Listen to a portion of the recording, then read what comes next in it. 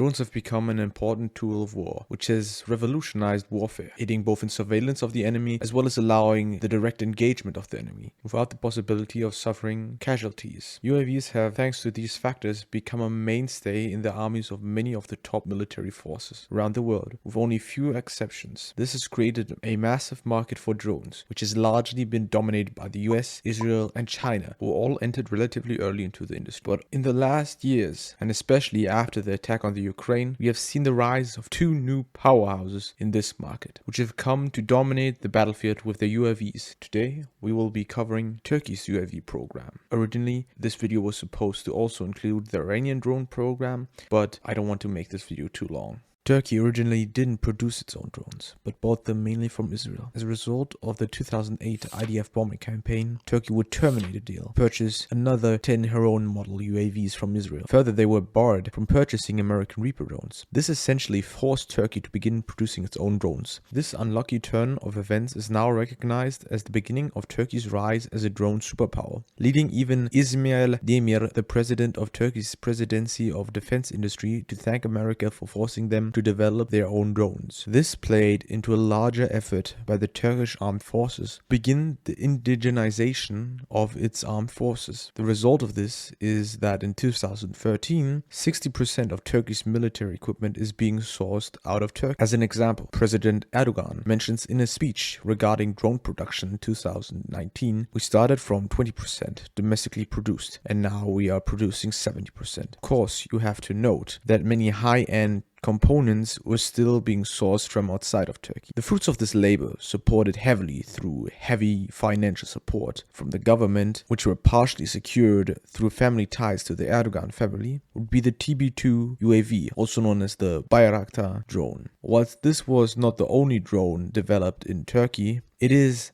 till date the most recognizable and famous of them. The TB2 is often cited as a cheap but still effective Reaper drone, as it only carries a fraction of the payload of a Reaper and lacks in range. Its price is also just a fraction of that of the Reaper. The TB2 would become an important tool in the arsenal of a new rising regional power with grand ambitions in rekindling its former imperial glory. The first use would be internally against the PKK, the Kurdish Workers' Party, which has a disputed status claimed by many such as Turkey or the European Court of Justice to be a terrorist organization. It mainly fights in eastern Turkey against the Turkish government for Kurdish autonomy. The first instance of the TB2 UAV being used against the PKK was in September 2016 in an attack against PKK forces in the Kurkar district of Hakkari province in southeastern Turkey. The TB2 would see continued use in anti-insurgency and anti-terrorist operations, such as Operation Euphrates Shield and Operation Olive Branch, proving itself to be a viable weapon, claiming responsibility for up to 30% of all KIAs during these operations, according to some reports. Well, these actions would only be a foreplay,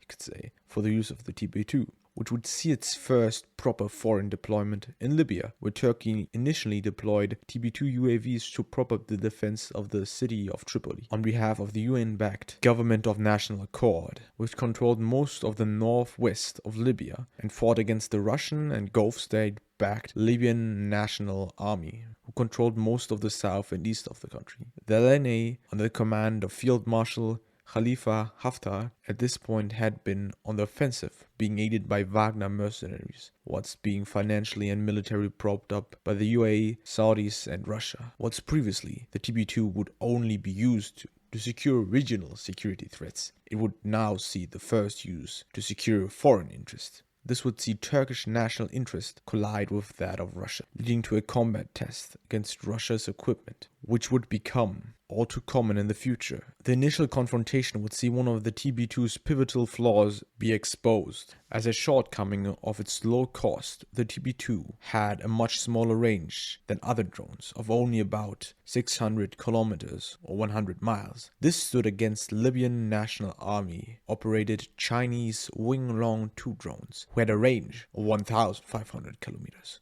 or 900 miles. This initially resulted in 10 systems being shot down, both thanks to air defense systems and Chinese drones. Nevertheless, through the erection of relay masts that extended the range and unspecific modifications in late 2019 allowed the TB2 to establish air supremacy and stopped the LNA advance against Tripoli. This allowed the GNA to launch Operation Peace Storm in the following year. By strikes from the TB2 allowed the GNA to take back western Libya.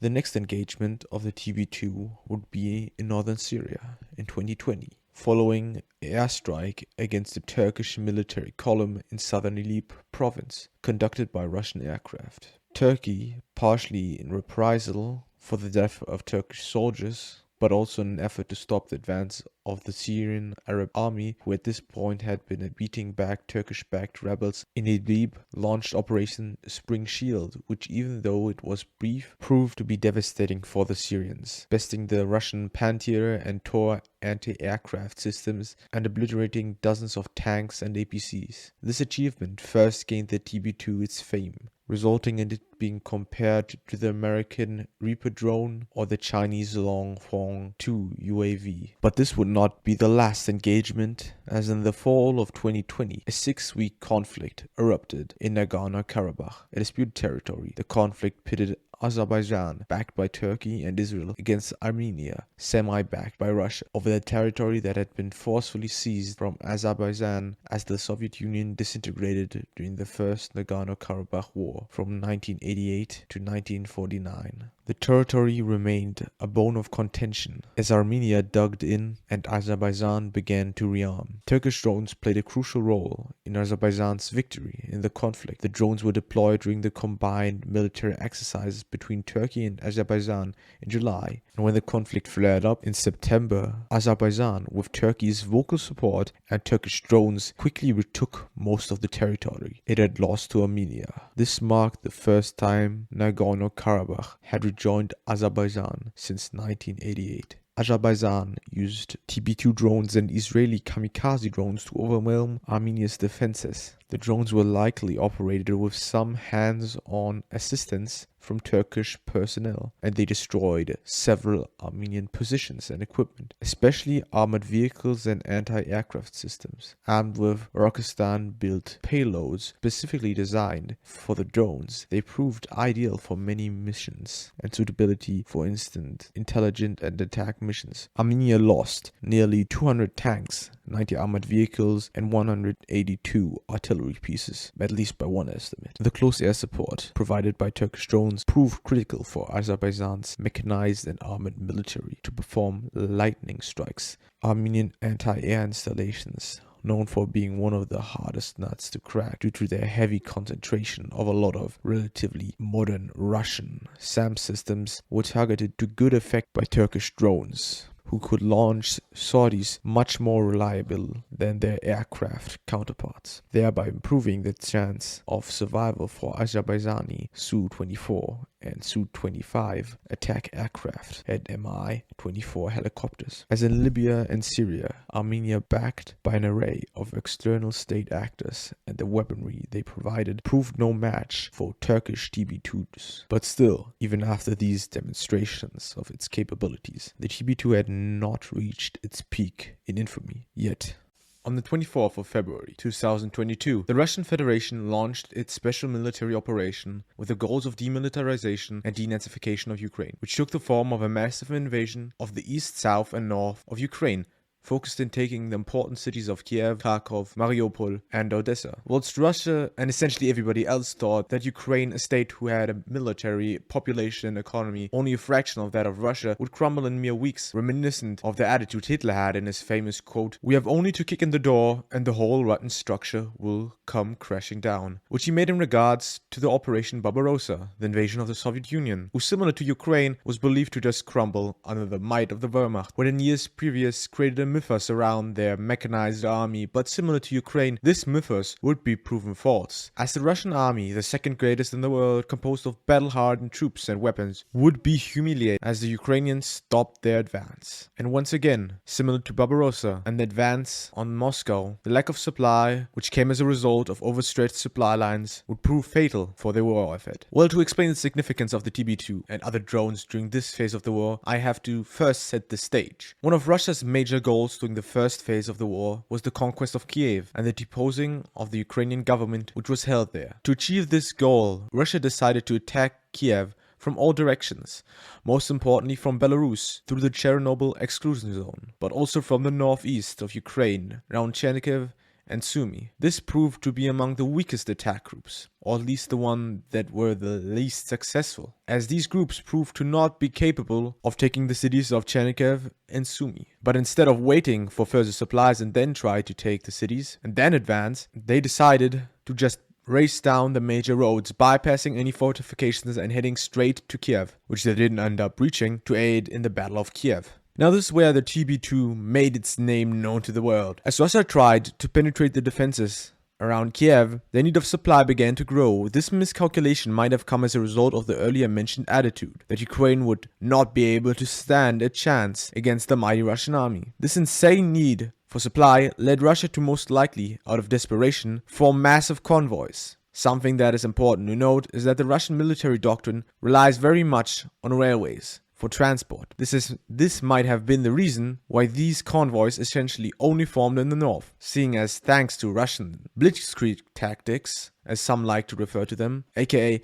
ignoring any defenses, Russia didn't manage to take further control of many railway hubs. And in the region around Kiev, where they attacked from Belarus, there were no major railways that were in that region, which only left the roads as a way to supply the units in Ukraine. This situation reached a point where there was a 65-kilometer long convoy that was heading into the direction of Kiev, which was composed of up to 15,000 troops. And once again, the TB2 proved its viability, as even though the convoy was covered by Russian SAM systems and was still in the range of the mighty S-400 SAM systems that were operated out of Belarus, the TB2 was able to score hit after hit, amounting to 3 Russian SAM systems and 4 152mm artillery pieces, along with more than 10 trucks and several tanks being destroyed by March 1st. The harassment of the convoy would continue until Russia left the Kiev Oblast. But this wouldn't be the end of the Bayraktar's winning streak, as the TB2 would continue to aid in attacks against Russian convoys in Kherson and Zhytomyr region. Further, the TB2 managed to aid in attacks on Snake Island, destroying 2 Raptor-class patrol boats and multiple SAM systems, opening the island up for further bombardment. Until the 20th of March,